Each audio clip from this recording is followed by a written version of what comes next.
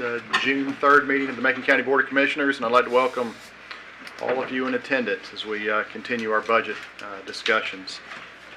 We're going to roll right through this and try and get out of here at a decent hour this evening. Highlands Fire Department tax increase. I think we have Chief Ryan Gearhart, Highlands Town Commissioner Eric Pearson, and Highlands Town Manager Josh Ward. Welcome. Come on up. Welcome, Chief. Thank you, sir.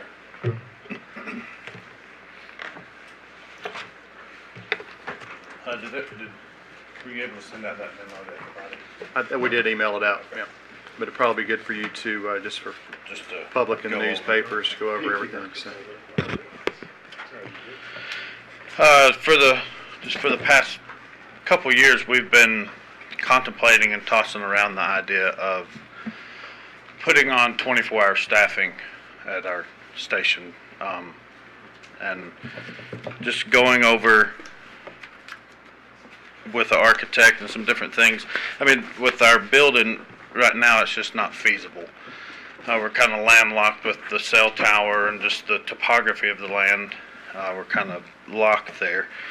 We want to do some upgrading as far as like the exhaust systems and things like that in the newer stations that we don't have now. But we'd really like to move forward with this. We're looking at the increase. It's basically 2 cents up to a 3-cent tax to pay for a new building and the purchase of property if we're able to find some there in town. Okay. Good. I think all of y'all have read his presentation. Do you have any questions? What is your fund balance? 685,366. Did I hear you say if you could find those? Yes, sir. We have an offer in on a piece of property right now, and we have not heard anything back from them. And it's located within the town? Yes, sir. City limits? Yes, sir. You had a public hearing. Did anybody come No, sir. for or against? There was, 7 people there, and it was all, No. no, it was all myself, Josh, the mayor, Eric, Jimmy Team, and And a that's couple well others. publicized. Yes, sir. You had any calls, Josh? No, sir. Josh, Yeah. your board voted unanimously to support this. Yes, they did. We advertised on the radio up there as well as the 2 newspapers. And Ryan, you're still, even with, I know it's a dramatic increase, but you're still well under any other department Yes, sir. tax rate in the county. I think the next closest is 5 cents. And yours is, Would be 3 would be cents. 3 cents. Warren, do you have any comments, questions? No, sir, they are still below, even with 3 cents, they'll still be below what's considered the standard deviation for the rates for Macon County. There's charges in the budget package, and I have one of those, if you'd like me to share that with you, but they're still within the lower deviation, even with the increase. And the next closest rate, if he's correct, would be Franklin, which is 5.45. They never essentially asked for the increase. We ran their history all the way back to 99 when they first started. They've actually decreased several times. 99, they started off at 2 cents, which was the initial rate that when we started this service district. They dropped down to a penny and a tenth in 2001. Crept back up a little bit in 2004 to a penny and 2 tenths, and then decreased again in 07 and 08. They went down to 9 tenths of a cent and then to 8 tenths of a cent. And the last change was 2014, which is where they went to just a little bit over a penny. Which is when everybody went to revenue. And that was revenue neutral. What's your rating now? 0.0108. Ryan, I know, just from my conversations with you about this, I'm repeating it for the public's benefit, that property in Highlands is a little bit different because of the expense of it, and anything in the downtown area. If you all remember, that was pretty much the only area in our county that had a significant increase in property values. So I know what you're dealing with when it comes to trying to find a new house and where y'all can go. Right. So I know it's not going to be cheap. So I can understand where you're going to need these funds moving forward. Chief, will this give you enough money to do the full-time employee and the construction?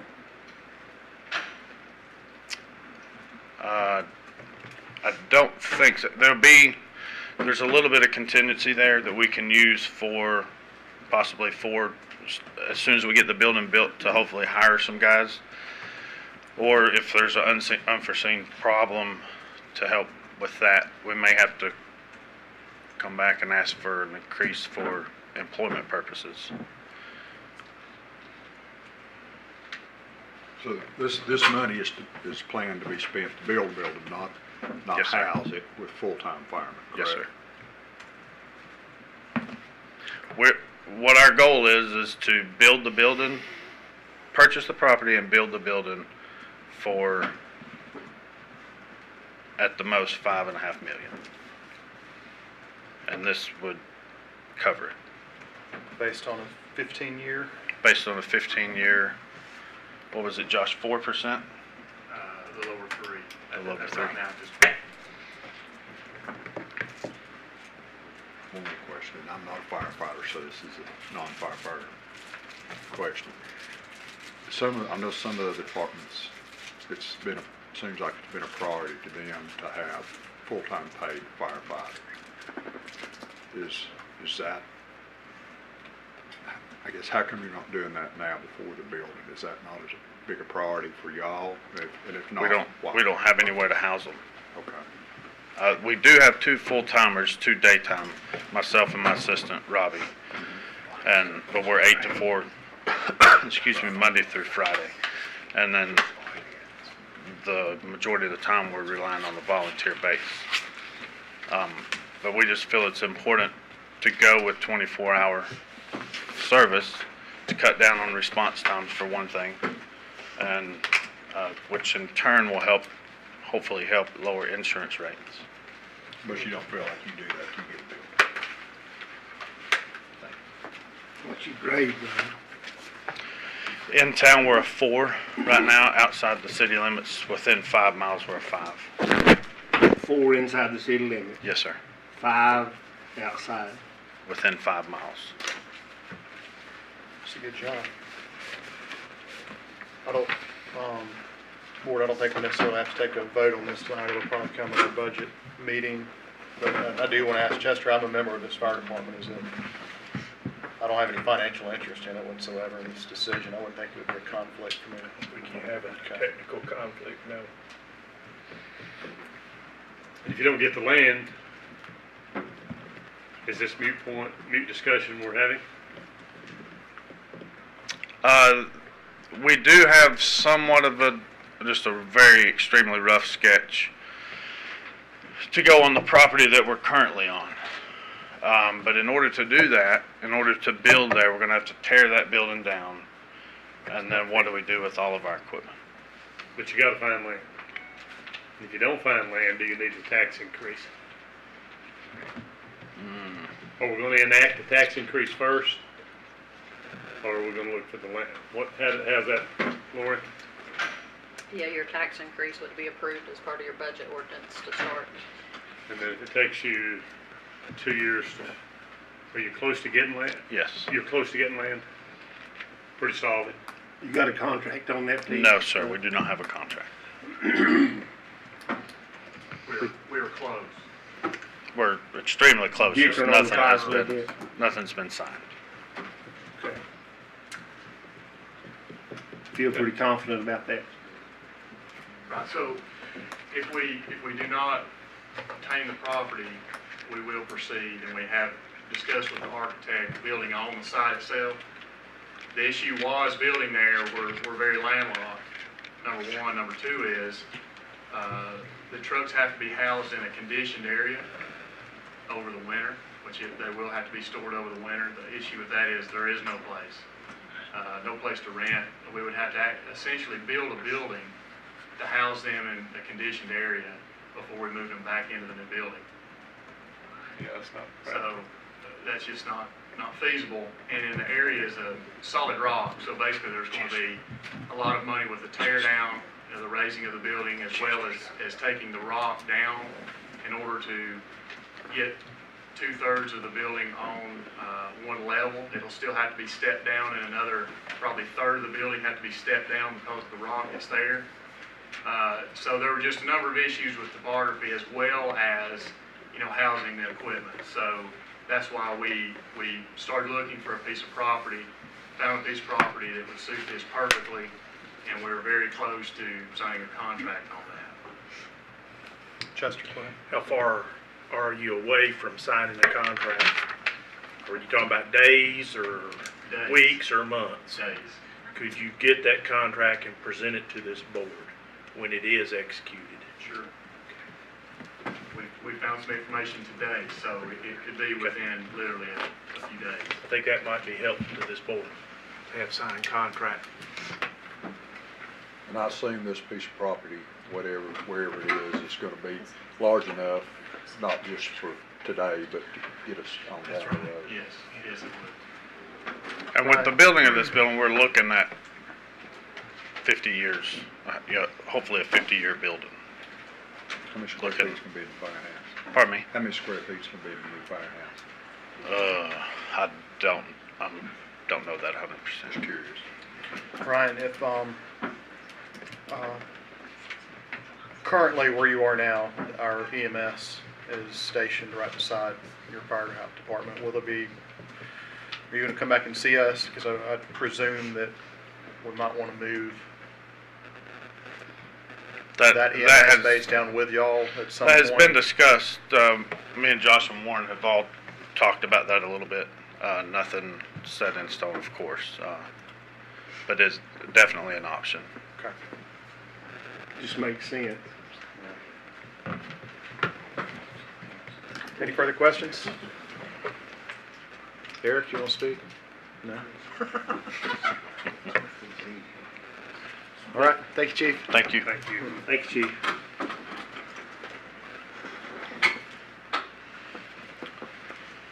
Mr. Manager, anything else before we dive into the schools? If we could, yes, I had a follow-up discussion with B.J. Keener of the North Carolina Forest Service. I think he had contacted you, Mr. Chairman, previously with a budget request that was not included in the fiscal year 1920 recommended budget. If we could add that, item number 5.1 on the agenda. A brief discussion on that if you would like. Yeah, I think that'd be good. Anyone else? I should have done this prior. Just one, go ahead. No, you go ahead. Just a discussion on position in Nantahala. Mr. Soulsby, who works, I don't know what department he's in, but Rec Park. just this little discussion on Rec Park in Nantahala. Brief, Okay, I'm gonna put that as 5.2. okay? Commissioner Shields? I see we don't have a sign-in sheet tonight. I see, I'm gonna call her Miss Z back there. Okay. That wanted to make a comment. She called me today, wanted to make a comment tonight. Okay. So you might, did you wanna, sorry? Did you wanna speak? Did you wanna address us? Public comment. Okay. I didn't, he said you weren't allowed. Yeah, well, we didn't, we will have normal public comment at our normal board meeting, which will be next Tuesday, but if you've got something addressing our budget that you'd like to speak to us tonight about, I'll be happy to. Okay, just give me just a second, we'll get through this agenda. Thank you, no problem. Yeah. You taking up any new business, Mr. Chairman? If we need to discuss it, if it has something to do with our budget, that's kind of the reason for this. If there's any Well, it further has something to do with questions. the overall county budget. It's Okay. about the Job Corps. Okay, But we can wait till a regular meeting to discuss that also. Okay. It's important, but He can certainly. Okay. That's what I was going to ask you today. I knew that he signed something. Mr. Manager, anything else? Chester, I think you raised your hand, sorry. Mr. Chairman, I think it was the last meeting, you approved an agreement to provide recreational opportunities. After that was signed and executed by the parties, it was determined that some of the information that we used to prepare that agreement was not accurate. We've determined that the correct information, and I've prepared a new agreement and a rescission agreement to end that first agreement, so that we'll have our agreement reading the way, in fact, the project will unfold. Okay, I'll put that as 5.4. I passed out copies of those documents to each of you. Perfect. Anybody else, anything they want to discuss? Y'all can add at any time. Group effort here, so. All right, update on Macon County Schools budget discussion. Mr. Manager, I think from our last meeting, if I remember correctly, I think that you and Dr. Baldwin were going to have some meetings and discussions and trying to come up with some type of agreement or consensus. Have y'all discussed and reached and We did. discussed We and had, discussed and all that?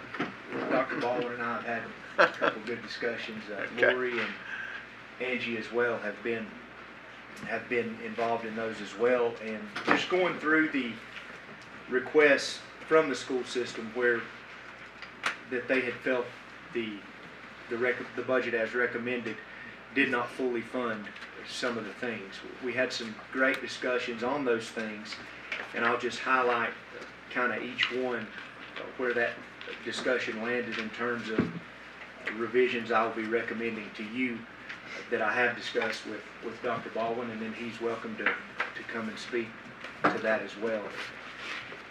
To start out, the school system had originally requested $279,000 for teacher assistants, an increase of $279,000 in teachers' assistants for the fiscal year 1920 budget. What we found with this is there's a lot of changes going on right now in the state legislature with respect to class sizes in the K through 3 levels where these assistant teachers are needed. And with those changes, there is a lot of uncertainty, but perhaps the most uncertainty that we see in anything is how many students are going to show up on the first day of school versus what's projected. Just to give you some idea of that, the ADM for next year at 4,466 that is the initial ADM allotment for fiscal year 1920. That's students countywide. That is students countywide. 4,400. Anytime that so that is the initial allotment for 1920. That's 11 students over the fiscal year 1819 initial allotment of 4,455. But just to show you, how much fluctuation is involved here and how much uncertainty is involved in this process, the average ADM through the first 6 months in 1819 was 4,390. So there is a lot of dependence on what happens here at the first day of school with the teacher assistants. If you'll recall, last year, with respect to teacher assistants, there was the school system had requested an increase as well. It was an increase of about $30,000 or 27% over what was actually budgeted for teacher assistants in 17-18. That was $88,608, according to the information that the schools have shared with me on their actual expenditures. Moving into fiscal year 18-19, that request moved to $121,000 for the teacher assistants budget. And as we got into fiscal year 18-19, it was actual expenditures in 17-18 were $121,000, where the original budget was $88,000 in funds. So we had about a $30,000 shortfall there in 17-18. So in 18-19, the schools came to the board and requested, if we did not fund in full, that they would have to find $30,000 somewhere to continue with the teacher assistants. That was one of the items listed.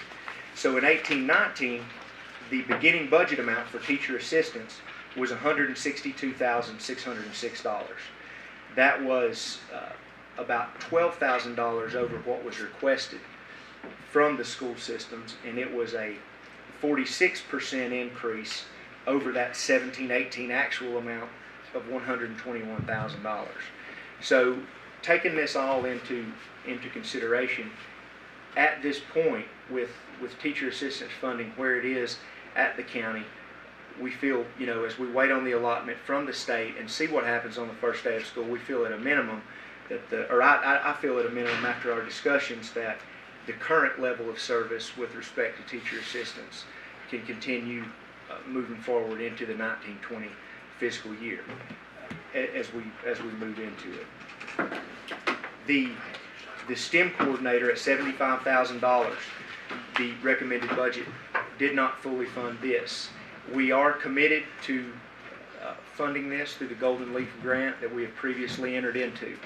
So that $75,000, in the absence of the school being able to find those funds within the existing operating budget, would need more funds transferred into the operating budget in the amount of $75,000.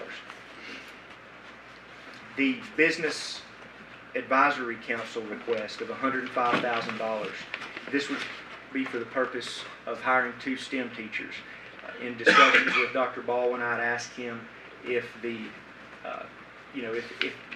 if we have STEM teachers currently. We do not have STEM teachers currently, but the STEM coordinator, the responsibility of that position is to teach the teachers how to incorporate, or one of the responsibilities of that position is to teach the teachers how to incorporate STEM into their learning environments of their classroom. As we have all talked how valuable STEM is and how it is the up and coming thing in terms of education, it is important and again speaks to the importance of this STEM coordinator to our school system. Moving forward, however, with the request to enhance this, there were we had many requests for service enhancement in the county budget as well. When you look at the county budget and strip out the salary and benefit portion out of the county budget, you got about $8 million there of operations that the county is budgeted for. When you look at what is being recommended versus what was requested in that operating budget, the recommended budget is almost $1 million, right at $1 million less in that operations than what was recommended. And the same thing here, or what was requested. And the same thing here. The reason that the recommended does not match what was requested is not because what was requested we don't need to do or is a bad idea, but in maintaining that level of service that we currently have, they were just not able to be honored within the funds we had available. And it is no different with this request here. Great and a very, very needed, as much of the things were with ours. But when we look at some of these other things here that we are either obligated for previously or that new obligations are coming on that we have to take on within the available funds, some of these things just weren't possible. Such as the Macon Early College. The school board had requested $75,000 because of our loss of tier designation. As everyone knows, our tier designations changed to a tier 2, and so that did have an impact of some of the funding that we received. So in the absence of being able to fund that in the operating budget, the $75,000, I feel like for funding MEC and allowing it to continue, that's a great institution out there, got a lot of great things going. That's $75,000 as well.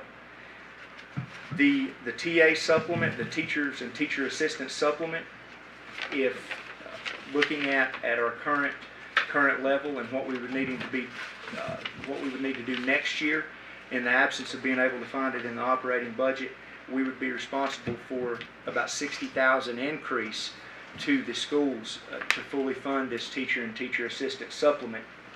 And again, that is something that we're committed to, and we have continued to do year after year. It was stated that the recommended budget does not provide bonus for school system custodial and clerical employees.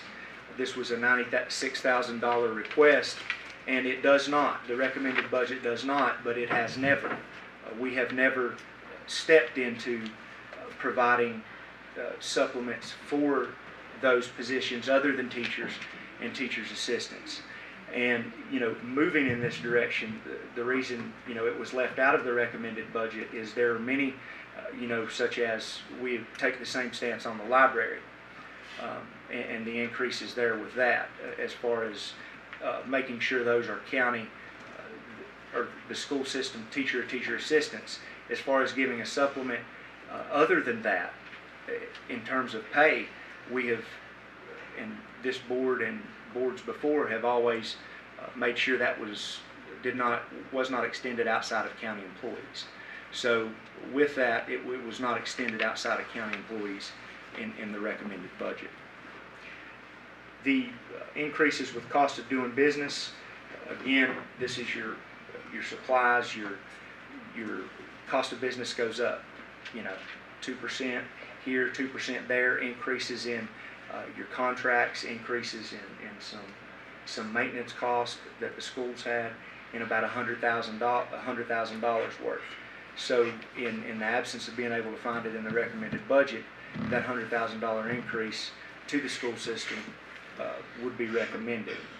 So after our discussions, when you look at those items that we just listed that Dr. Baldwin had previously discussed, it would be my recommendation now to this board to let's look at that STEM coordinator of $75,000 that we have previously committed to in the Golden Leaf grant, the $75,000 that we lost due to a change in our tier designation to Tier 2, and the $60,000 required for getting the teacher supplement level to where it needs to be and is projected at, and the $100,000 increase in the cost of doing business.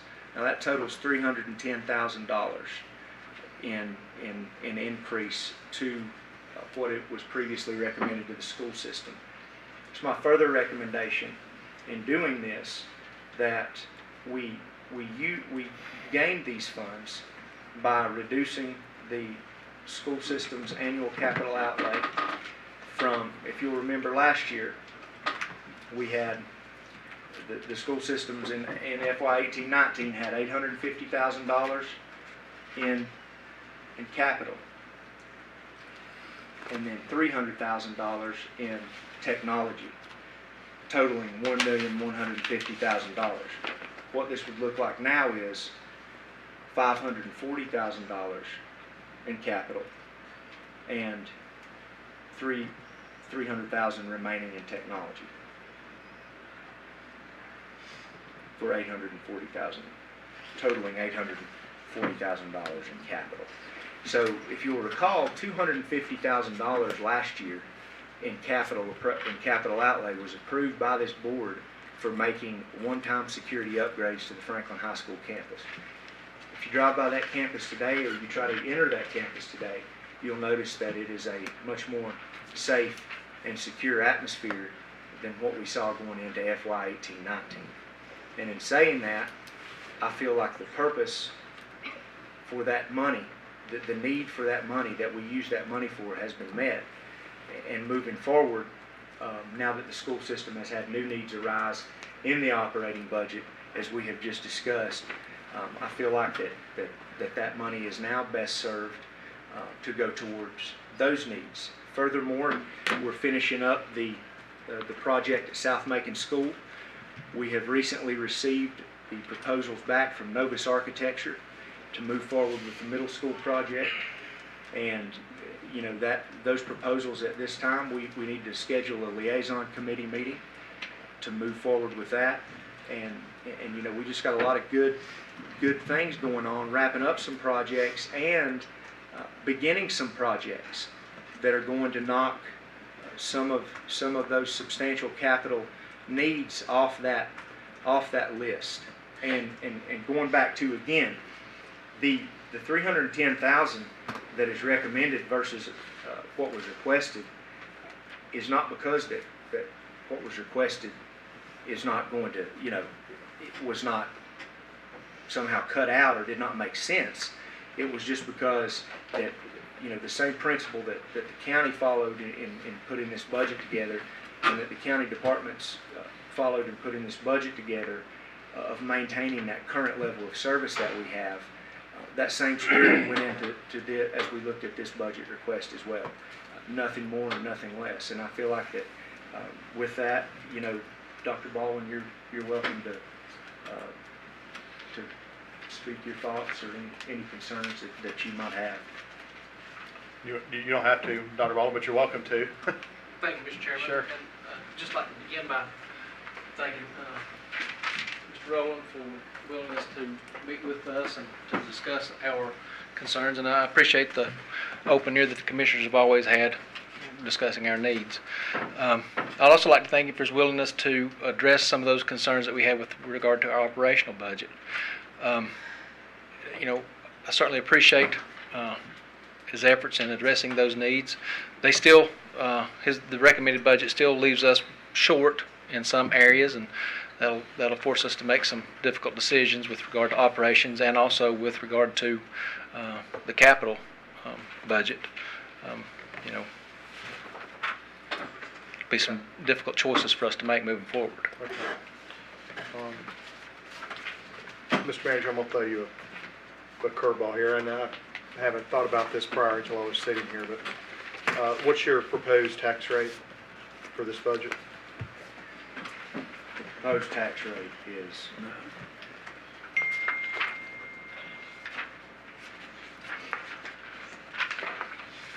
7.6.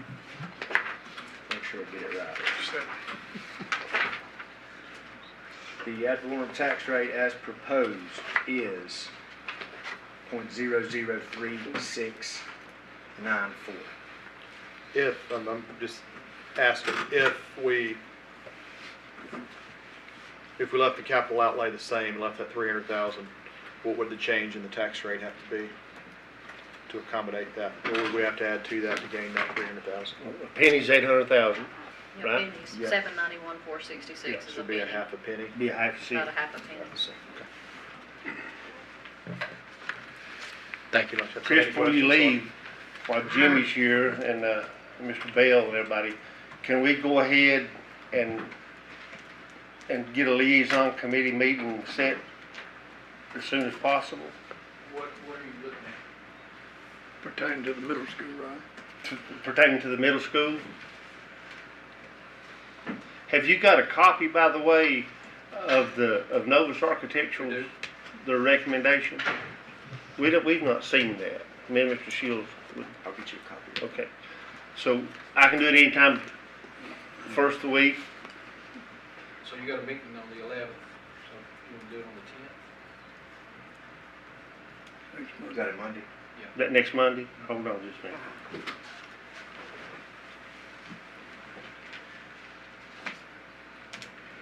If that'll work, with you.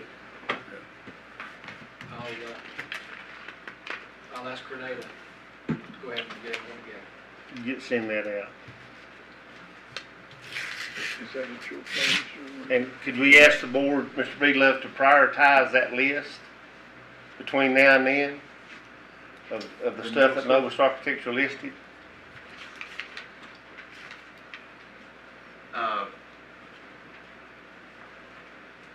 Do you want a blunt answer, Mr.? Yeah, that'd be nice. If you look at what they have in there, I don't know how you prioritize any of that over the other things that's being outlined. What they did Sure you with can. it- You'd prioritize the windows, the roof, air You can do conditioning. that, but then you're also leaving out a lot of things that are very. But you gotta do, the windows has gotta be done. I got another call from the fire marshal today. Oh, yeah. So there's some things that have to be done and some things, but it come in at what, 11 million bucks? Total project cost was 14. Yeah. That's So the we- fees. We're probably, if you can have a look at that though. When we have the meeting, we'll be glad to sit down and discuss. If Yeah. you ask me, can I? But now them was just guesstimates, right, from the architect? Yes, very preliminary. They're high. Very preliminary, like I say, I think Mr. Bell probably, he's much more experienced in those type of things. Well, we'll talk about that, but if we can sit down Monday, cause every day we wait. Just go ahead and, is that okay, Mr. Chairman? Sure. And also, just to point out, the one thing to consider, the capital outlay, you know, again, that 250,000 was for the one-time improvements at Franklin High School last year. And then the middle school track is listed on the capital outlay request for 1920 at about, I think it was 235.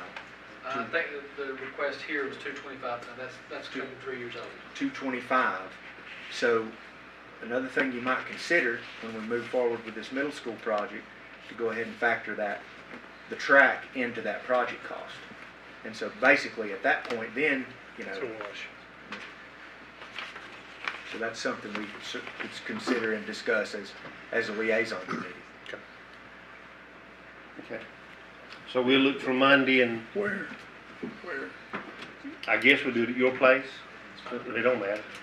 We can do it here, your place. What time? Well, I'll ask Renee to start working on scheduling that meeting for 10. Okay. Commissioner Gillespie? Couple questions for Mr. Manager before the school board leaves, school folks leave.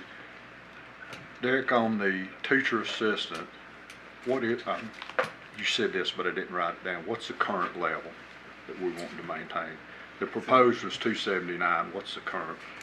It was a $279,000 increase to the Okay. current level of the 18-19 beginning budget was 162,606. And the FY 18-19 requested amount was 151,078. 163,606. 162,606. Okay.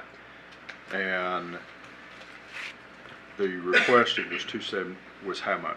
Was 431. 279 on to that. Yeah, I think it's Okay. like 431. Okay. And quickly running through these, I just want to make sure that I got them right. The STEM 75K, that's in your budget or not? It is not. That was one of the ones. No, the STEM coordinator. It wasn't in his original, It's but he's not. Right, right. That's what I just recommended You're right, to okay. do. Then, the two STEM positions is not Right. recommended. Right. Okay. Macon Early College Recommended. is in. And the teacher supplements of 60 is 60 in. in. Mhm. Okay. And the custodial clerical of 96 is not. No. Clarification on that. Who, obviously it's not teachers.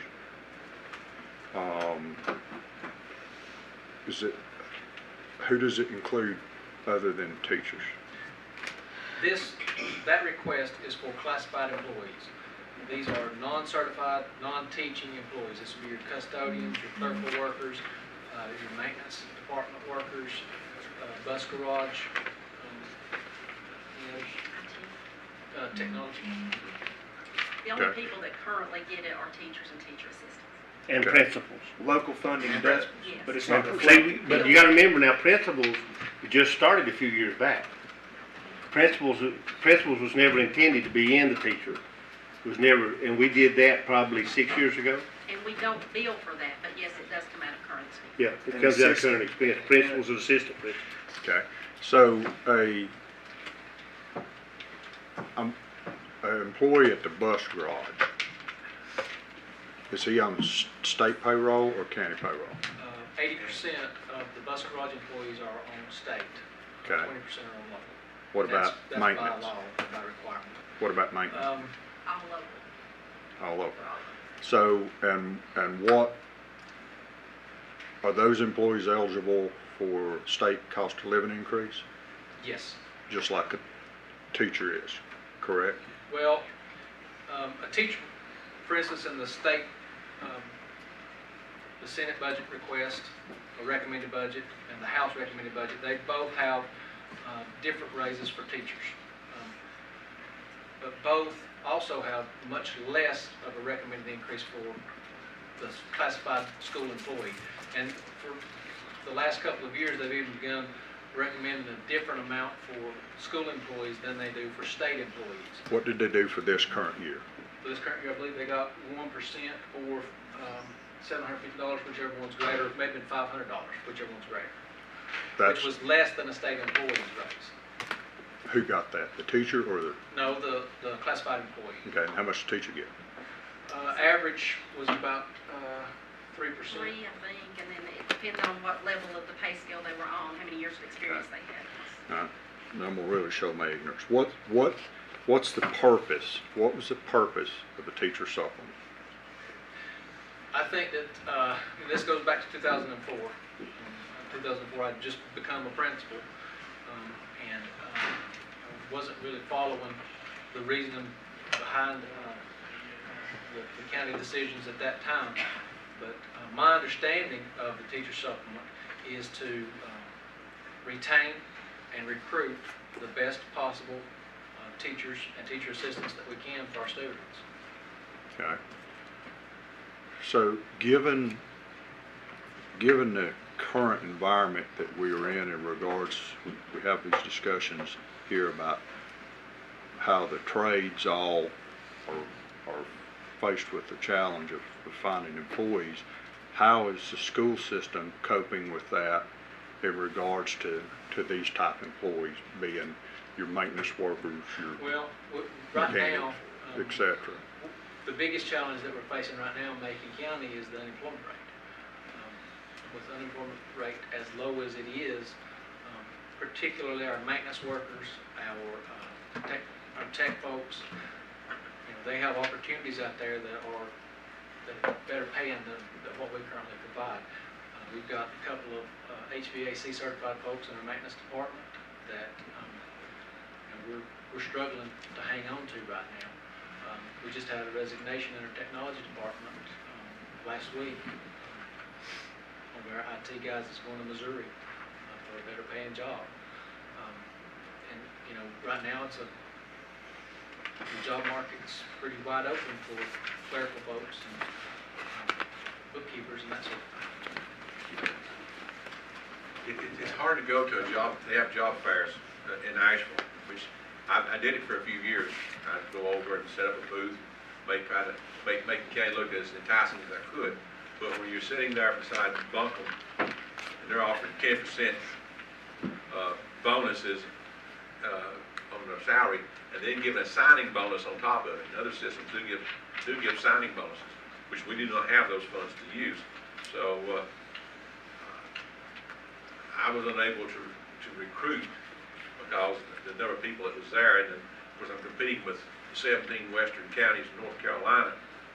It gets kind of difficult, so we just come back home and try to do the best we can. But, so I really do appreciate the county manager funding our teacher assistant supplement where it's fully 2%.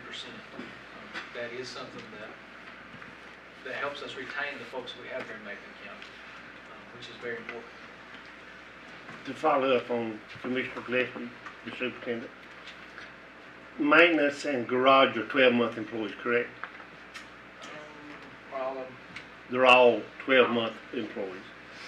Custodians, those, they're Have some of both, 10 and some are both, and some are 9 months, 10 months. have some 10 and some 12. Okay, thank you.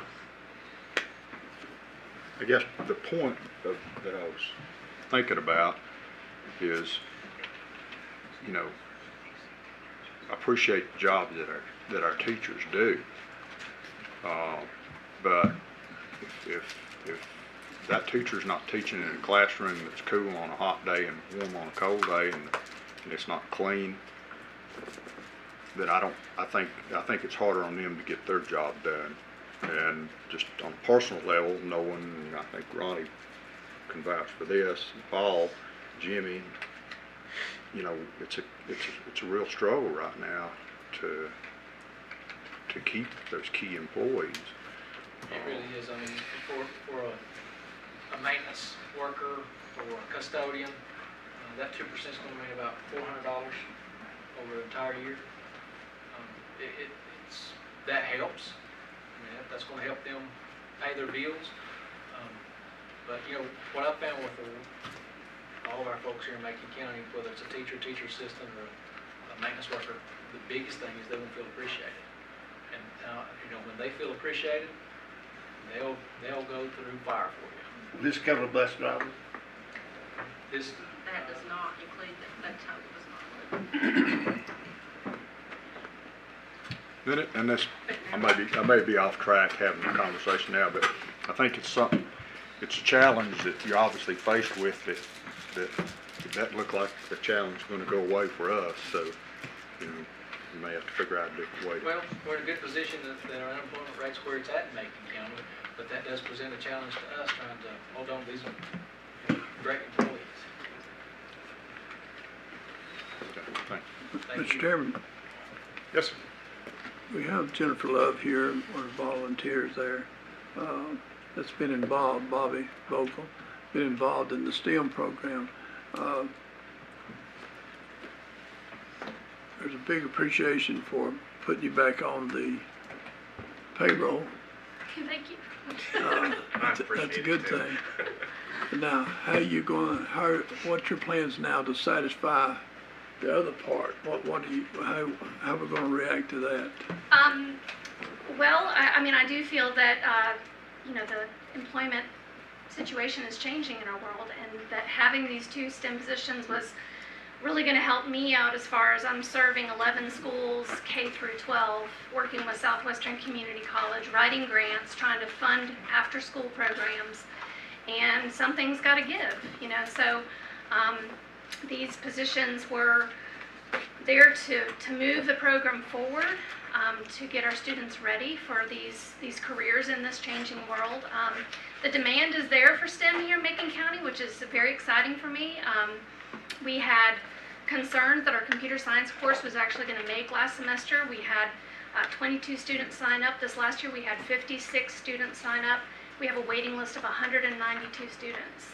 So the demand is there. We have one computer science class at Franklin High School. So where are those kids going to go if they're interested in STEM careers, if they're interested in pursuing those pathways?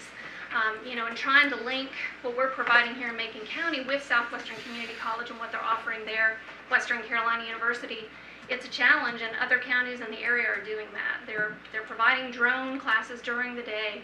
They're providing computer science technology courses. And right now, we're primarily serving our students with a smattering of teachers that have been trained. We've had over 100 teachers that have attended professional development here in Macon County over the last couple years that we've had the program. And, you know, we'll continue to work and try to train teachers to teach this way and help them be more comfortable with the technology. But it's a struggle to serve over 4,000 students in this changing world where there's just a lot of demands on these students when they graduate. They should have those skills when they graduate from Franklin High School and Macon Early College and Southwestern Community College to go into these STEM careers. And I believe the idea was, look at 5, 8, those grade levels, but one teacher, middle school, one at Mountain View. And the goal of the Business Advisory Commission Council was to energize this group so that the energy will flow up to the high school. It's hard to get it at the high school to get it to flow down. Right. Right, so it's kind of building a scaffolding for high school programs that again would lead into these existing programs that we have at the community college and college level. You know, 5th and 6th grade is when we first introduced robotics in Macon County, and again, it's 100% after school. So I'm paying stipends to teachers to stay for an additional 2 to 3 hours after school. We're buying materials for each individual team. And same at the 7-8 school. We have $10,000 worth of drones, drone curriculum, ready to go, sitting at the STEM space right now, but it would have to be implemented as an after-school program. And right now with the Macon Bots High School team, I'm at the STEM space 4 days a week after school, working with that team to make that program possible. So everything in the STEM program right now is kind of shifting to an after-school program that is limiting the number of students that can participate. I'd like to see this for all of our kids, that all of our students can participate in these programs, and at least have an introduction. And I think that was with the Business Advisory Council. They wanted to see, again, this exposure, 5th through 8th grade. And each year I've outlined a curriculum that each year would introduce them new skills that would lead into some of these high school courses and SEC courses that take them on this STEM pathway. So it was basically creating this body of students that honestly a lot, especially in the computer science realm, because our CTE teachers have been introducing code.org. They've been introducing some of these even our pre-K teachers and 3rd grade teachers had a STEM family night and a coding night. So again, the smattering of teachers who are introducing these concepts are building interest, and we do have students who are at the high school level. Like I said, we've got quite a few students who won't have the opportunity to take the one computer science course that we're offering right now. And I'd really like to see that expand. So the plan was to, again, have 5th through 8th grade, and then hopefully next year be looking at adding additional positions at Franklin High School. I certainly don't want this to replace anything we already have. Our kids need art, our kids need music, they need social sciences, they need all of the courses that they're getting. And as I've said in these meetings before, I feel that our kids need more. They need more experiences. And so this is an opportunity for them to learn more about what they can do for a career. You mentioned stipends and materials. How do you pay for that now? Grants. So working with RISA right now on a $100,000 grant with the Appalachian Regional Commission to try to fund the 7 westernmost counties to fund just robotics, because all of us are kind of in the same boat. We're trying to figure out how can we pay for registration, how can we pay for materials, and that is a regional approach. That grant will not be approved until the next school year. We're also working on a Duke Energy grant to try to get materials, but currently it's been funding through the school, funding through the STEMI grant, which is through the Cherokee Preservation Foundation. It's been funding through private donors, and through, like I said, these grants that we've been writing. So, and it's just as far as the budget, just the high school program is $15,000 a year. For each First Lego League team, it's $1,300 per team. And so we're looking at the registration fees, the tournament fees, the transportation, looking at materials, things like that make up that number. I believe you got a volunteer engineer. I do, yes. He comes in at high dollar, right? You want me to say something? My name is Bob Vogel. We met at Holly Springs community meeting a couple months ago. I've only been a full-time resident here 3 years. I ran into her when she was recruiting mentors 2 years ago at the model airplane fly-in in Otto. There's a woman standing over there with a card table. And I walked over, I said, "What are you selling?" And she gave me the pitch. I've been in technology my whole life. I'm a nuclear submarine officer, just like Bobby Cuppers, 2 years behind him. He did 20-something years, I did 11. And then I went into the satellite communications industry for 25 years. Without her, I probably wouldn't be in this program. The other thing I wanted to say was, although you're talking about the funded resources, whether it be by grant or through your budget, the mentors, half of us have no children in the school system. Right. And we bring a combined, when you add in Bob and you add in the support from Tectone and Ashraf, you're talking probably 50, 60 years of technical experience, program management experience, leadership experience, ranging from pneumatics to software to mechanical to CAD. And you're getting that for free. And we love doing it because we all think it's important. But you should keep that in mind, that I think the value of the mentor support is probably as much or greater than the paid support. And I will tell you, without her dedication and her organization, I wouldn't be there, because she is amazing, and I'm so glad that you've decided to fund, I think I heard you decided to fund her position, because it's absolutely critical, and I could probably say that for the other mentors. I also want to give a good plug for Tectone and Drake Not the two teachers. and EDC for getting us that room over there. But it took a lot of work to get it in shape, and we got good help from the school system maintenance people.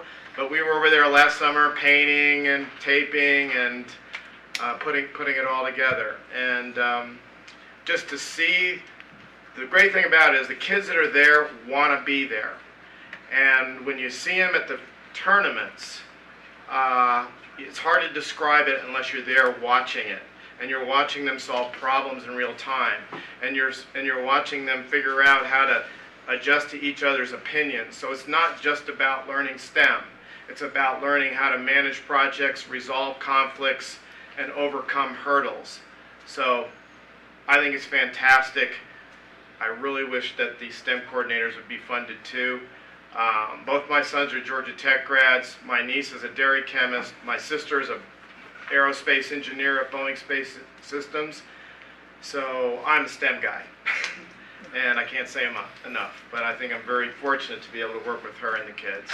And I'll shut up. I'll just add to Mr. Vogel's statement that, Jennifer is essential to this whole STEM thing. I mean, the Golden Leaf Grant was great, but the way that she's implemented that program and involved the mentors, and I'll second what Mr. Vogel said regarding the mentors. Those folks are invaluable, and we need those teachers at MBI, middle school, and eventually at the high school, but we can't match the education that the mentors provide. The experiences that they've had and the interactions that they have with those students, we can't match that with a classroom teacher.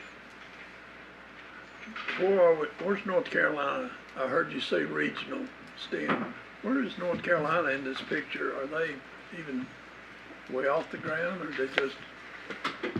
We're getting there. So if you go to code.org, they have specifically computer science statistics. So looking at jobs that are available right now, there's over 15,000 current positions in computer science in the state of North Carolina, and roughly 1,200 students graduated last year with a degree in computer science. So the state is pushing really hard to implement computer science programs in schools. Not as hard as other states. Other states have mandated it and supported it with funding at the state level, have made it a high school graduation requirement, but North Carolina's getting there. It is a 4-credit class that can go towards their graduation, and they are, they're providing grant funding that we can solicit in order to support those programs. And right now, I have one teacher who's certified to teach computer science at Franklin High School. She's also certified as a math teacher and is only able to teach one section of computer science, but we need her to teach the other sections of math. And so again, thinking in the future, like how can we introduce more of that type of a program at the high school?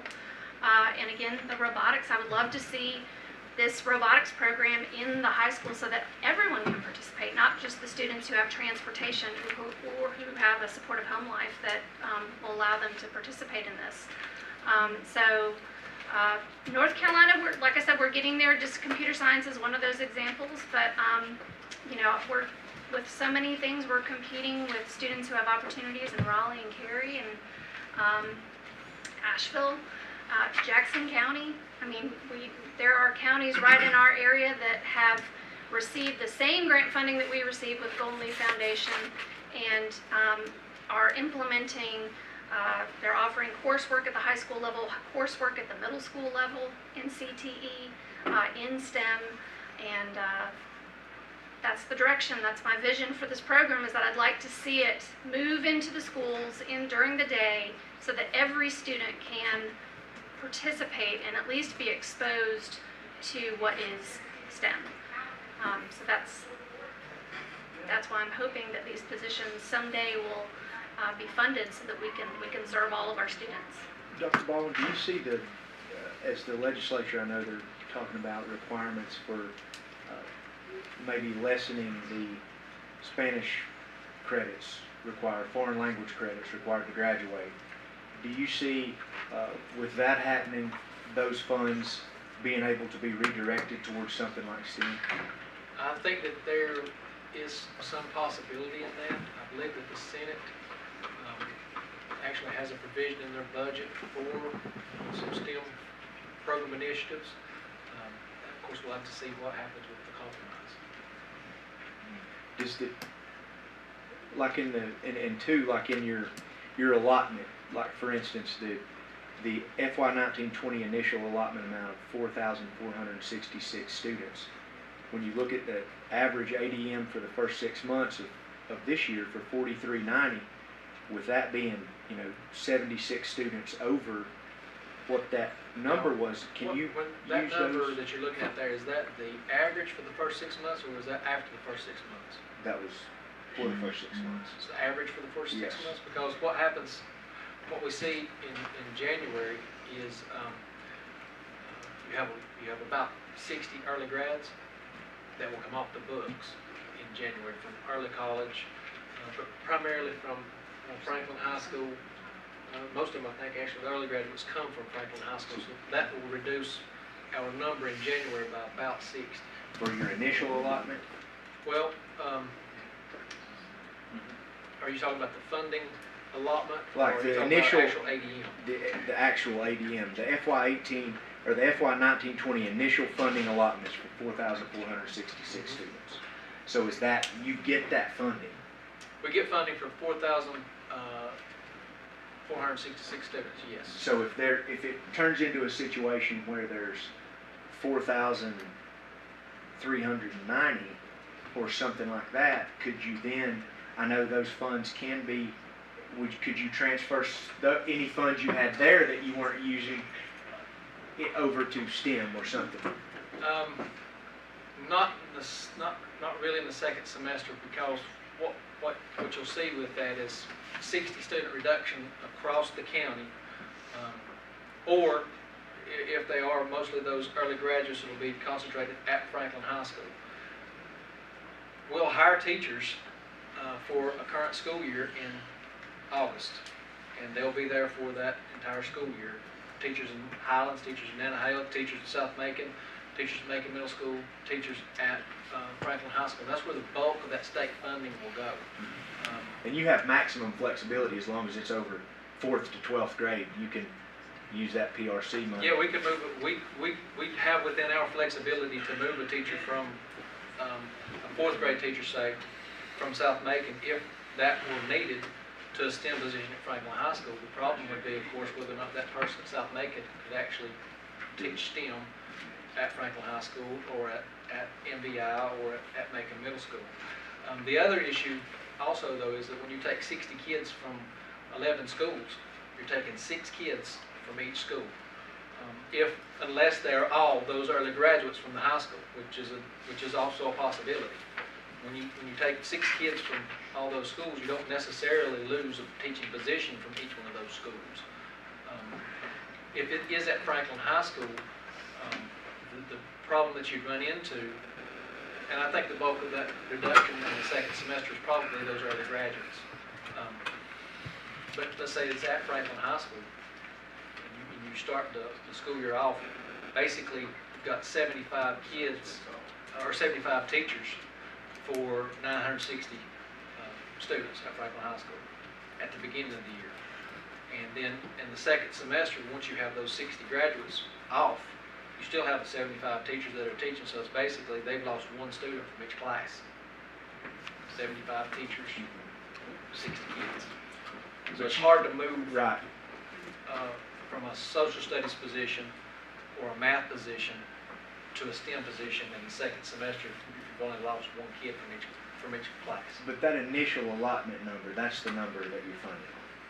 Yes, unless they will take another a second count in the second semester, and they may adjust our allotment based on that second It's over count. a certain percentage that it has to change, and I can't remember what that is off the top of my head. I think it might be 25, but I don't know what the percentage is. But it has to change at least a certain percentage before they will adjust it either way, up or down. But the bulk of that state funding is going to be in those positions. We'll have some flexibility in terms of instructional supplies, and we do try to hold on to a lot of our instructional supply money towards the end of the semester. And the But that's- state's increasing but that that's- this year, aren't they? They are, but we'll generally try to have that state instructional supply money spent before the second semester, because what can happen, or what's happened in the past, is we can possibly see a reversion, so we try to spend the state instructional supply money first and hold on to that local instructional supply money for the second semester. So we could redirect instructional supply money in the spring, which would be, most of that money would be local funds, which it could be redirected for a STEM position in the second semester, based on need. Any further questions? Move us along. Eric, y'all good? Thank you, Dr. Ball. Oh, yeah, thank you. Thank you. All right, moving along, approval of the minutes of the April 9th, 2019 regular meeting. Mr. Baldwin got one more question. Mr. Baldwin, Sir? Mr. Shields got one more question. I guess I've got two.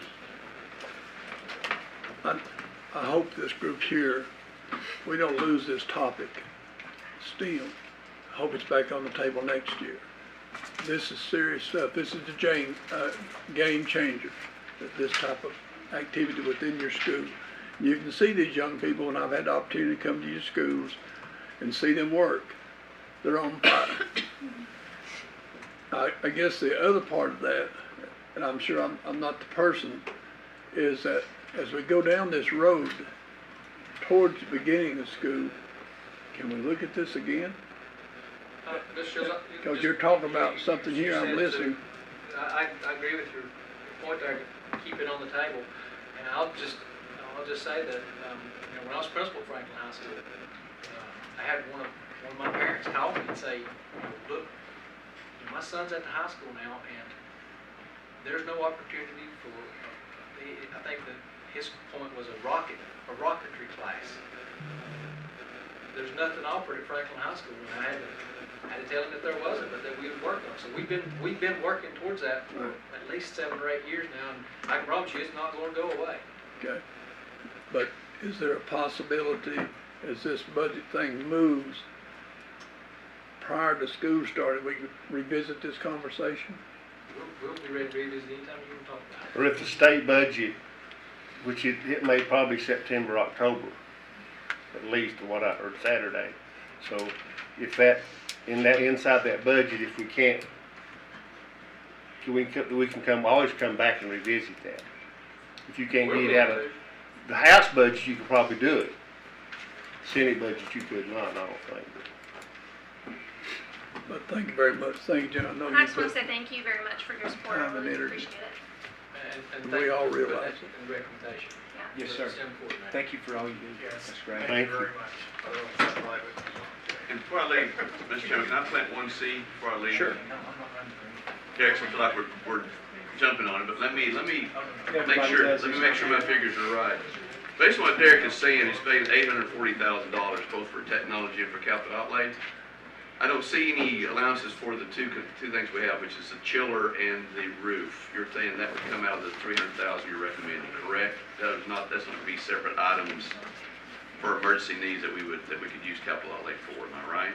The chiller and And remember we talked about, we have a HVAC chiller, Tuesday's good. HVAC system, part two how much do J. y'all have left in this year's? Maybe 5,000 or so, I think, and it's coming, it's spent. How much is it? We Which have one line? two unexpected items. We had $125,000 for the HVAC system at South Macon. We also have a condition, at Carthage J, excuse me, we also have a condition, remember the roof at the high school, which the estimate, it's $96,000, and that has to be done.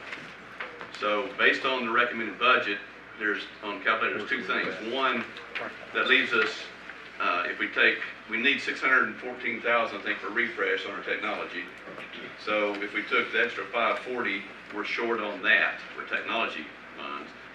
If we have to spend $125 and $96 out of the regular capital outlay fund, that only leaves us $79,000 to handle everything else we might have throughout the coming year. That's not a very comfortable position to be honest with you. So I was looking to see if I'm wrong, Derek, and I said there was not any additional amounts allotted for No, those there's not. particular This, what things. this does is basically, it takes it back to the 17-18 amount. Correct, Because that 18-19 amount, that 250 was for the one time. for security. And, you know, with that 17-18 amount, when you look back to fiscal year 15, the capital outlay budget from the county to the schools was at 99,000.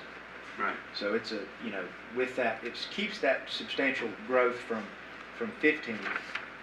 And again, all it is reduced by is the one-time expenditure plus the 60,000 that was required for, would you want to move, you think we should move that back from capital into operating or from? No, I'm just saying, is based on what you're saying on our capital outlay, we have basically, when we're finished, we have less than what we need for technology by about $74,000, that's what we requested. Technology remains the same.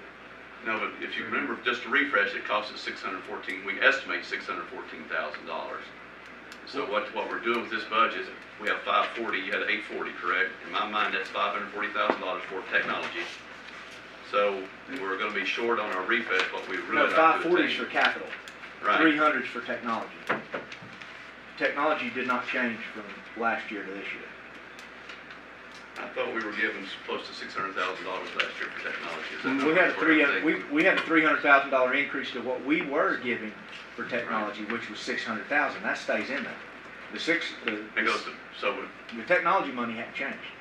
There's 600,000 in last year's budget for Correct. technology. Yeah. And you up to Because- 300. Prior to Because we- that, it was only 3. 300. Prior to that, it was We- 3. Right. We We increased increased that. it by 300 last year. So- That stays the So, same. so there should be 600, so if we. bottle that- 615 or whatever it Yeah. is, There. that's So non-negotiable. No, that's in That's there. That's already in there. That's in there.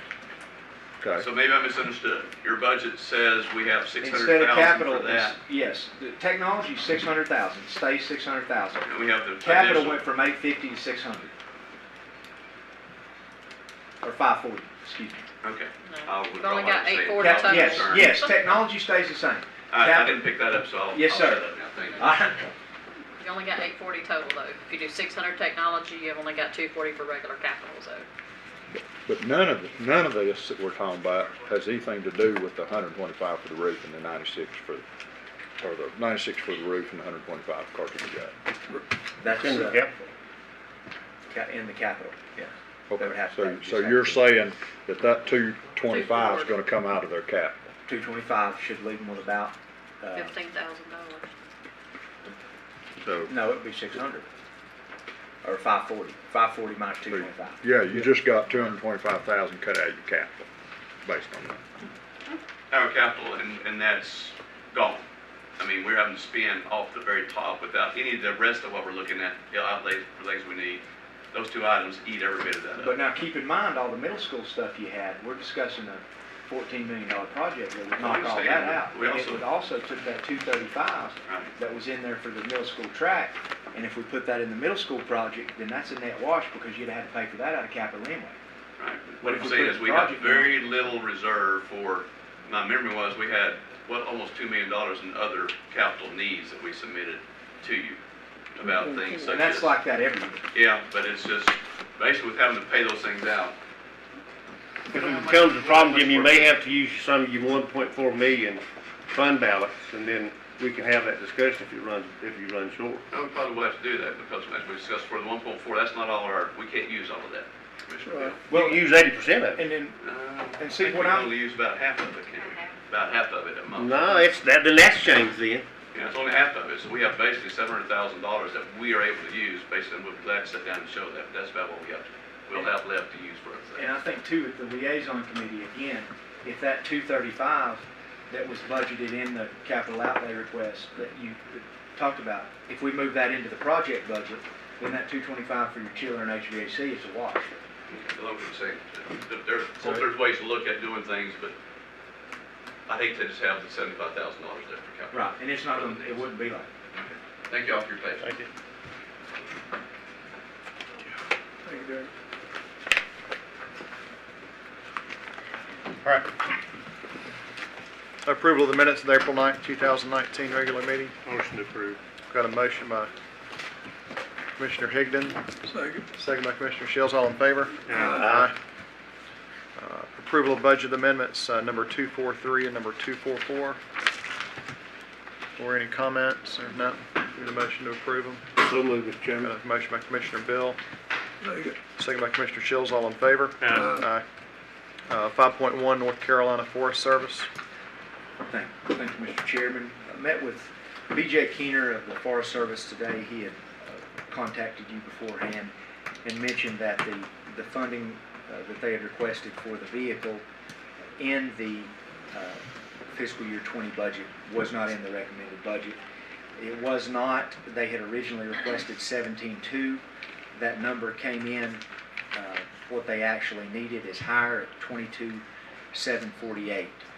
And once BJ and I sat down and went through the numbers, we're able to match up that 22,748 request, which differed from what they had stated here in the cover letter at 17.2. I told him I would present it to this board for consideration in the next year's budget. We currently have $143,000 thereabouts budgeted in our contingency, dropping it by the 22,748 that would be required here would not leave us in a bad position, in my point of view, looking at our actuals that we have actually spent our contingency from. Our contingency starting out this year was about $120,000. We still to date have about $45,000 left in contingency. Today we had excess funds in contingency last year as well, in excess of $22,748. So that was, I told him I would present that to y'all for discussion. We're required to fund 25%, or we fund right now, it's about a 60-40 split with the North Carolina Forest Service, and where we get, see, they have money left, local funds in their budget each year. This year I think it's about $6,000, but it is they have to put it in line items, and the state funds them in each of the line items, and the local budget funds them in each of these line items. So they're not in a position to pull that money together and use it. So basically, to match their part of the $56,000 vehicle, it's 40%, $22,748. And there's no way, Lori, we could take that out of this current contingency budget and No. apply it? No, Can't do that. because it's next year's contract with them, and So they're they- buying it next year's You budget. can't prepay. No. Gotcha. So you're going from 70 to 82, 70,000 to It'll be 82,000, 70 to 92, so to 748 92? Yeah, for 1 year. Yeah. it's just a one-time.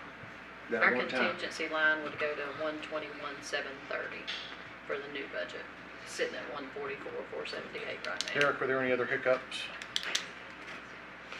I know you Again, you know, it's like the schools were saying, and you know, Warren, you know, we had some things in our emergency services where, you know, there were some EMS personnel requested to help service delivery, and you know, we couldn't get it in the recommended funds. Again, it's not a bad idea. It improves the service of our EMS, which is a life and death service. Within the funds we had available, we couldn't make it happen. There were some things like that, but all department heads, you know, the sheriff had requested 2 additional transport officers to alleviate the problem we're having with transporting people to and from facilities, to court, things like that. We weren't able to make that happen within the recommended budget. However, it was requested. So what we do have with all county departments, and I can be certain with you, is we do not have anything that we have not discussed, that I have not discussed with those department heads, and we found a way within our operating budget through efficiencies gained to make what we have work and to continue providing a level of service that is equivalent to the level of service that Macon County residents are receiving right now. And I appreciate your team that works on this budget. I know very little about this budget and this education spending. As I told Dr. Baldwin today, that's just a money shuffling ordeal there. None of us understand funding education.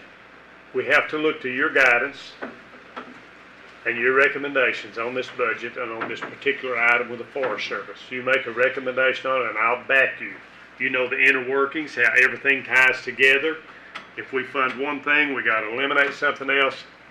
We've hired you to make that, or in my opinion, you give us a recommendation and I'll certainly back you on it. Because you know the inner workings and how all this ties together much better than me or probably anybody on this board. All right. Derek, we've got a, as you know, my mind works sometimes faster than my mouth does. We've obviously got a little bit left over in this year's contingency. Is there anything in your budget this year, any one-time expenses we might be able to take care of that might open up that line item for the Forest Service truck? No. At this point, we've cut off We've cut off purchasing. purchasing. And Lori I'll and be I had to bringing you spend my no more year-end money. amendment Tuesday night, so. Okay. Derek, Thank you for that. did Dr. Thomas send you? That's another one. Yeah, thank you for mentioning that, Carl. Mr. Chairman, there actually is in the education, we had budgeted $23,058 for the repair and repaving of a parking lot at the Southwestern Community College Public Safety Training Facility. Correct. The estimates, and this was emailed to me on May 15th. I think that was the day after I presented my budget, so didn't have time to get it in there. Those estimates actually came back. The lowest one of the two they received was $50,160. So that $23,058 for the repair and repaving of the parking lot without the accompanying monies would be, we could pay half the parking lot. How'd they miss it that bad? Well, I'll speak to that. They had an extremely old estimate, and I think they kind of fell victim of just keep submitting it and didn't get it Same revised. thing, same numbers. Same number, and when I saw that number, I said, which part do you want to pay? Because you're not going to pay the whole thing for that. They didn't get an estimate, current estimate to now. And so we went out there and looked at it from the standpoint, well, maybe we can seal it and not go through. But I mean, it's so busted up. It's just you just be throwing $20,000 away trying to seal it. So that's kind of the history on how that number. You know, we worked to try to get that. We could do CDLs out there, Carl. To do CDL, they have to go to asphalt now. But the pavement was not thick enough. So are they going to pave it? That's at the, my understanding is where that was considered to be done was up at the driving range. This is actually on the campus there around the building. I thought it was the driving range. So that going from based upon, The sorry, no, the finish driving up. range money was put in this year's budget? Or last year's budget? Last year. Where we've worked on the driving range. We went up there and sealed a bunch of cracks.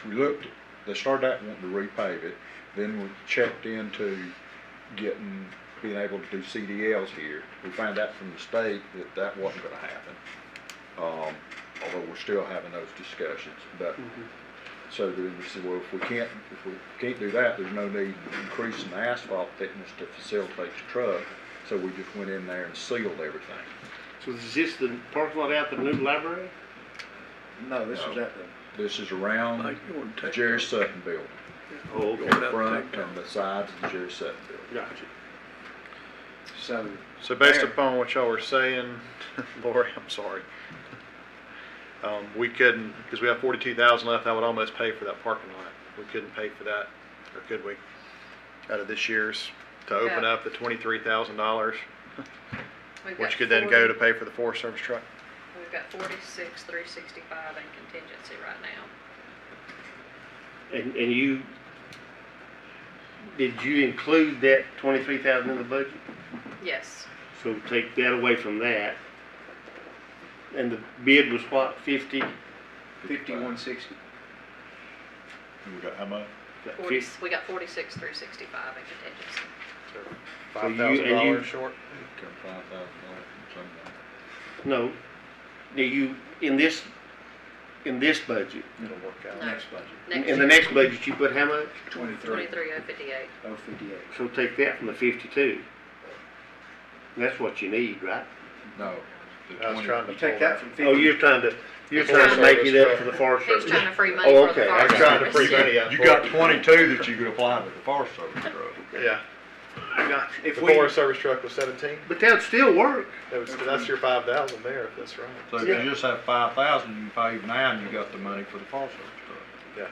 well, I wonder if they're, if we were to do that, could they find 5,000 in somewhere to put with that to get it done? Can't answer that question. See, they present a contract, and their contract is for 92,748. If we sign that contract, I've gotta have 92,748 budgeted, because I'm pre-auditing that contract. So unless we can work with them to get that 22,748 increase down to that 17,2, whatever that contract says is what we've gotta fund. That 92,748 is based on that 22,748. Yes, Right. right. So we got 23,056 budgeted for that. Parking lot, 23,058 budgeted for that parking lot repavement. And if we did that, that'd give us the money to cover. If we got it in this year, that'd give us the money to cover that 22,748. If you can't, I guess you could just pull it out of fund balance, if you could. Well, if we next do it year, in this but- year and they don't get it done, it will roll back into the It'll just general. roll over, right, Lori? Who don't Or get you what? got time to Forest do this, Service? first of all, Lori. Or the SEC. Oh, the They're talking SEC about, one. yeah, the paving. The 46,365, if we gave that to SCC, we just have to write them a check and assume they're gonna get it done. Because there's no way that they're gonna probably get somebody out there and get it paved and turn it around and Get a bill. request for Just a reimbursement. thought, I may be muddying the But, waters too I much, mean, here, just a thought. on how If to y'all handle felt it. comfortable just giving them the check, like the current expense, we divide it by 12 and I write them a check every month for 12. You I'd could be do it comfortable with interlocal that. agreement. Y'all make a recommendation. How's So, that? I'd be comfortable with that. Whatever Derek. You could do an interlocal agreement that would compel them to proceed forward with Yeah. that. Well, I'm you even got sure time for that, though. Lori's on crunch time here, so. I'm sure that they would be willing to sign whatever document you would draw up. we they just have to no have it all ready for June reason 11th. not to Yeah, pay if we give them the money. it could be done You got time, Lori? theoretically. Tell me. Yeah, it- if you tell me tonight that's the direction you're gonna go, when Yeah, I do we're my final amendment, I'll Let's go do ahead that. and move We got a it. motion in the same. I'll make But that they're motion. still gonna be, SCC's gonna be shy. But gonna we're put assuming that they'll find that other. They should be able to find $5,000, Yeah. I hope. Well, What do you think? pull We that got two contingency board next members year. here, so. I can't commit to that. I don't know where. We'll give them 5,000 out of contingency. next If year. they have to run short, give them Their 5,000. their last budget, our last meeting when we went through our current budget, our budget was on track with This year. expenses this year. So there was no discussion of any money left over. It's actually a little early to have that discussion, so. But if it's only 5,000, we can take that fund balance for that, out of next budget contingency. Make us a recommendation, Derek. What's your We can water this recommendation? all Who's on night. first? Jeez. I told you, hey, if three of y'all think it's a good idea, I think it's a great idea. I like your idea better. What we could do with that, if we're gonna do that, we'll let Chester draft up an interlocal. I'll get on the horn with Dr. Thomas and make sure that we can find the $5,000. I'd be a part of that conversation. Three-way conference call with Yeah. Dr. Thomas. So we can do that, get that interlocal drawn up and go ahead and write them the check, have that done at June 11th. Then this recommended budget will show that, or then the revised budget will show that 23,058. We'll put 22,748 in the Forest Service, and that'll leave us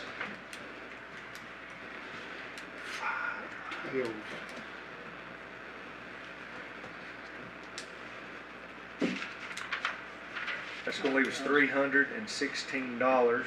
310. $310, excuse me, I can't read my own writing. $310. We can just throw that in contingency. Throw that in contingency. Last 30 seconds. You bring it to us. You need a motion?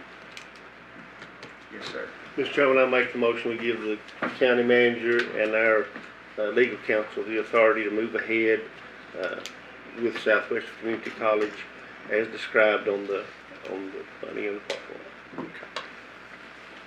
We'll be basically transferring the remaining balance of our contingency fund for the purpose of paving the Jerry C. Sutton, what do they call it? Jerry Sutton The Jerry Sutton Parking and campus. parking lot, okay. We got a motion by Commissioner Bill, second by Commissioner Shields, all in favor? Aye. We're gonna put money in contingency. All right, That's not a part of that. It's so then Derek, I think what we're alluding to then is you'd put that into the Forest Service Yes, sir. budget, correct, okay. Nantahala Rec Park discussion? Real quick, not getting into micromanaging here, Derek, caught my role. The guy in Nantahala that works at the rec department over there, then we have he maintains all the grounds on the rec park. And then comes over here a day or two a week whenever he has spare time. How efficient would it be to let him stay in Nantahala, take care of EMS grounds, landfill maintenance, mowing, weed eating, whatever, as opposed to those two departments having to send, is that how they do it? Those two departments send people over there? I can certainly look into that. Would you- and do you see mind- what the job description right now versus kind of taking a look at all those facilities and what we're doing, kind of duplicating efforts with, seeing what can I mean, be. there's enough work over there for one guy. That rec park's pretty big in itself. So if you would, maybe look at that. I mean, I'm not telling you how to, run those departments, but I'll certainly be happy to take a look. matter of efficiency, I think, please look at that for us. Follow-up question in regards to Nantahala. There was some discussions, Nantahala kind of sparked this, but there was some discussions in talking about Chris's budget for this year in regards to recycling center employees, full-time, part-time, pay scale. Where is that? He put money in his budget to give pay increases. Actually, one down to Chester. As discussed by the board, yes. So there's money Yes, there. yes, sir. Is that it? Yes. Mr. Chairman, what I handed out real quickly is just some letters that's the Job Corps situation that Secretary of Agriculture Sonny Perdue recommended is getting a lot of backlash, including from our congressman too. We have been in communication on a regular basis with our congressman's office. And so I think as of today, about 40 House members and about 25 senators have signed onto this, that they really knew nothing of this coming. The Forest Service didn't even know it was coming. It was just one of those things that and as liaison of the Job Corps, I feel obligated to keep the board informed on what's going on, because the Job Corps, not only were we the first Job Corps, but they've really helped this community in so many ways. And you read this section here about fighting fire. And when it's gone, of course. And this is taking the Forest Service completely out of it, it's turning it to the Department of Labor, and they don't even have a plan what to do with it. And what concerns me, Mr. Chairman, if that Job Corps, that's an older center, and the reason it stayed in such good condition because they had labor there to keep it in good condition. And if you put some folks in there and they don't really maintain those grounds and those buildings, it won't take long for it to deteriorate very quickly. So this is just we'll bring this back around at our next meeting if we have time, and we're hoping that Congressman Meadows will weigh in between now and then with a letter to this board. Okay. So, sounds good. Recreation opportunities, Chester, I presume, these are from our last meeting. First, you have a rescission of agreement to provide recreation opportunities. Back in May, you approved an agreement between the county and the Upper Cartucajay Community Development Club. As you'll recall, they were doing a refurbishment of Gillespie Chapel, and Ronnie, chime in here anytime you'd like to, because I think you worked a little bit with Richard Porter of that group. Long and short of it is we had understood, or this board was given information that based upon understanding that the project was going to total some, get that number, $37,500. As it turns out, the project, in fact, is going to be a smaller project, and that sum is $24,662. The board, I think, was given information based upon understanding that the community club was going to fund half of the cost, and if they had the money to fund half of the cost. As it turns out, that's not correct. What they, in fact, have is a sum of $59.85. Total project cost now is $24,662. They want to pay $59.85 of it, and that would mean, in order to complete the job as estimated, they need roughly the same amount of money that they got under the other agreement, which is this sum is $18,677. The other was $18,770. $720. And basically, Jim, what this was is some anticipated funds that didn't happen, or has not happened to this date. So. But interestingly enough, they did downsize the roof project. I don't know if you remember, they had several different options they could have pursued, and I think they ended up with a metal roof under this arrangement. So there's no change in the amount of money. It's just the amount of money. Actually, it's a little less, a few dollars less. A few dollars less, but it's more the project. We're putting more money into the project than anticipated. So we've got one agreement that gets rid of the first agreement that was approved in May, and then the second one corrects. So with that, Mr. Chairman, Can we approve them together, or do you do them separately? You can approve them together. There's no point in approving one if you're not going to approve both. So with that, I'd make a motion that we approve the recession and the new agreement concerning Gillespie Chapel. We have a motion by Commissioner Bill, Second. second by Commissioner Shields. All in favor? Aye. All right, some comments? Gentlemen, I assume Derek is fine to execute those and fill in the blanks. Yep. Okay. So are we prepared? We plan to vote on the budget? Next week, yeah, we'll talk about it. Come on, you can come on. We'll discuss that. Thank you. I just wanted to ask you to consider something. It's just a feasibility study, since in this current budget, of course, you won't be able to implement this idea at all. It's going to take some time to really think about it, whether or not the cost benefit is worth doing it. But I want to propose this now. Hold on to your seats, because some people are really not going to like this idea. But pulling our 3 libraries out of the Fontana Regional Library System. And I'm just going to leave this with Gary, Commissioner Shields, and you can kind of look at real quickly what I'm proposing, and I lay out all the benefits that I see. The big benefit is it will bring those employees and that whole budget and that whole structure under our county control, where we have, we can look at it very closely, and it eliminates what I believe, and I could be wrong, this extra administration, because the Fontana Regional Library is actually not a library. So I don't know if it would really save any money or not, but my main concern is we have a lot of pension costs, and we have a lot of health care costs, and bringing those into the county allows you to negotiate all those employee costs along with all the other county employees as one entity.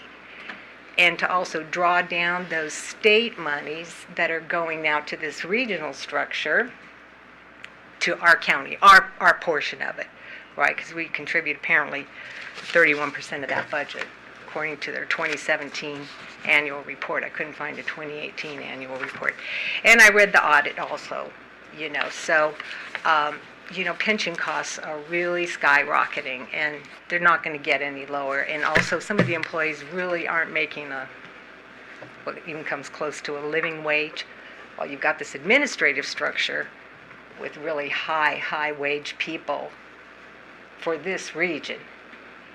I came from California, and I'm a retired government employee, and most of us don't make that kind of money, and the cost of living there is far greater than it is here. So, as you all did today, you're kind of weighing things out and, considering one thing here and taking from this and moving to that. So anyway, I know it's a radical idea, but if you could just have like a little teeny, I don't know what it would take to just do a little feasibility study, get all the people you need to at the table, but to really crunch the numbers, including the pension cost to us and contributions and everything else, and see if that would be any benefit to us next year.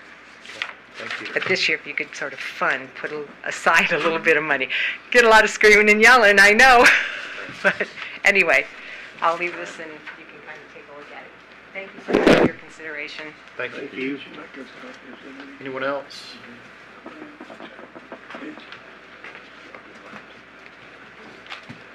Anyone else want to speak to us? Anyone wants to advice? All right, before we adjourn, I guess at our next meeting, we're going to be having a public hearing about the budget, how it's presented. I think there's a few changes that have obviously happened tonight. If there's anything else that anyone else has a hiccup on while they can't support this budget, let's discuss it. That's why we're here. I've got one item that I want to throw out, but it's up to us 5 to come to some type of a terms where hopefully 3 of us will eventually be able to vote. And I'd like to see all 5 of us vote for it in support of Derek's hard work and his staff and the budget. But again, if y'all have anything y'all want to discuss where you can't support it, let's do it. Any reasons, any changes, I mean, that's what we're here to do, is to work towards it. Let's do it. You gonna throw your thing out tonight, or? I don't mind throwing it out for y'all's consideration, and that's what we're here to do. And that is, I asked that question earlier. So if we didn't pull that out of capital outlay in our schools and we left it in, what would the tax implications be? And we decided it was a ½ cent. So are you Just saying? throwing it out there. I'm not saying one way or the other. I'm gonna support the budget as is, but if y'all believe that we need to support our schools with that extra bit of money, then that's where it'll go. So are you saying it'd be a penny and 2/3? I believe we're looking at a penny. No, I and think Derek 2/3. said it would be a ½ of a penny. Half of a on penny it. on So top of how it. does that just, Half a meal. how does that affect a $100,000 house? A ½ penny. Well, get my 30 calculator. bucks. $40? A what house, 100,000? Just, No, it wouldn't be that much. I mean, $100,000 home, or what you say? yeah, just if you're, But if Derek has presented us something, is Dr. Baldwin pretty comfortable with your negotiations, Derek? What you guys heard, that's what I heard too. I haven't heard anything else. It's an annual thing, and I appreciate their openness and Angie and all them out there, and you meeting with them, and you've identified you have a good working knowledge of their program. So The only thing that's changed in sort of my mind, Paul, was, and right then when Breedlove brought up the children, I had notes on that, but we've not seen no hard numbers on that. Mr. Shields, have we? I know we've not seen no On hard what? number on the chiller for the Kirky J School oh, and the roof for the Franklin High School. That number, see, that was new to us when Tracy told us about that at our last work session. May the 21st. Yeah, and that's the first we'd heard of either one of those. And so, Derek, by then, the budget was done. Yeah. So, I mean, I don't know, what, you gotta be careful you know, with the chillers, I'm an advocate because we don't need no other. If you read in the paper about a brand new hotel that opened up and with the Legionnaires problem, so those chillers you have to. I realize that, but that's the first we had heard about it. Now if we need to come back and revisit it, we need to get some numbers, some hard numbers. I mean, the roof at the high school was what, 6. 96,000? 96, whatever. Yeah. And that's something we could do out of, I mean, we Fund use, balance if we we had use to. the fund balance like piggy bank anyway. I mean, we could use that. But I don't. And see, we already have a tax increase in this year. We have a, what, a 2 point, or 30.9. 1 1/3. We're going from 34.9 to 36.94. 2 cents. Yeah. 2 cents. Just slightly over 2 cents. So we're having to sell a 2% tax increase already. So that's just my thoughts. Nothing, you know. I'd just like to say, this middle school is a booger. It sounds like it's going to be. Yeah, and so when we get into the facilities meeting, I'm assuming these chillers, things will come up on June the 10th. And the Franklin High School roof, I was at the school board meeting when they did a video of that, of the roof. To me, it was shocking of what was, how it was pulling away from the sides. And we'll probably see the same video Monday when we look at it. I mean, that's all. That's fine if we just need to know. You know, Right. it'd be nice if we knowed it in March. Yeah. But I'm not sure they knew it in March. Yeah. I think they knew it in the May board meeting or April board meeting. It was in Highlands. I can't remember which one, what month. But I'm not sure they knew it at that time. You know, those two things are this board's responsibility before all the other stuff. Right. Those two things are the responsibility of this board. So, however you want to go approach it, but we can certainly report back, Mr. Chairman. I'm just throwing it out there for discussion. And I think that's a good discussion point. I'd like to give that some thought. The problem is we've got to decide quickly for next Tuesday's meeting, next Tuesday. So, Derek, run those numbers. I can look them up here, but run the numbers by me one more time. In your proposed budget, your ad valorem is 1 1/3. It's 2 cent effectively. It's 0.0204. You might as well call it 2 cent increase. 2 over cent on the current- ad valorem. Over current. But only one, But only 1 1/3 pennies was due to An a increase. true increase. The other was revenue the neutral. other was revenue neutral. Yeah. And that makes it's currently sitting at .00369. 369. And then we're talking about adding, .00, it'll be point. It'd be 0.0005. 4 zeros in there. 3 zeros. 4. And round that off to what? I mean, like 36, 369. It's more like 4/10 of a cent Okay. to get you the 4/10 of a 310,000. cent. That's what you're trying to get, right? Yeah. If you replace that 310 back into capital, it's about 4/10 of a cent. But now A that little less than half a cent. the capital for security last year was what, 250. It was 250. 250, and we're looking at 2 Look at 310. 310. for the HVAC and the roof. Oh, no, sorry. No, No, HVAC and the roof is 221. right, it was And is that- 225. So what I was saying was though, if when you discuss this middle school project, that middle school track replacement Yeah. at that's- 225 is listed on their capital list as well.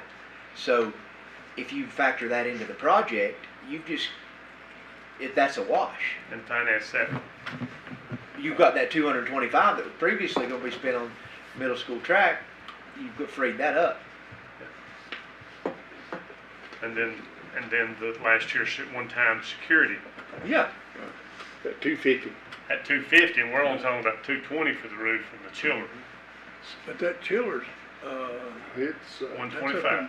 how much? 125. We ain't seen any, as Ronnie said, we ain't seen any numbers on it. I put down 125. That's what I wrote. 125 and 96 for the roof is what is debated. So I don't see where the, But now, I can talking see- about what Doug's saying, that we're going to substitute that for the track, right? Yeah.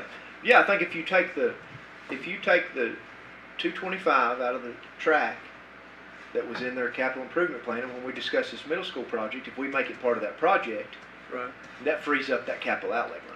And they can put that in the chiller, Then they- excuse me, on yeah. the roof. So it's, really, it's a net zero, I mean, it's a net zero, it's a wash. So what is the total, pulling up a calculator here, what's the total capital gonna be once you move it, or capital outlay? Total capital outlay will be, 40 plus 300, 840, That's what. 600, 740, 600 of that's going to. 840, sorry. So it's 840. 300 goes to technology, What about, no, we've been talking about 610 600. for technology. because we're already given 300 in technology in the operating budget. That 300 in capital, we just put it there last year To to make up the signify that difference. this 300 Okay, so it's is I'm with you. 840 now specifically with for you. technology. minus 300, so that's 500,000, correct? Mhm. Divided by 11 schools, that's $45,454 per school that we're giving for capital outlay.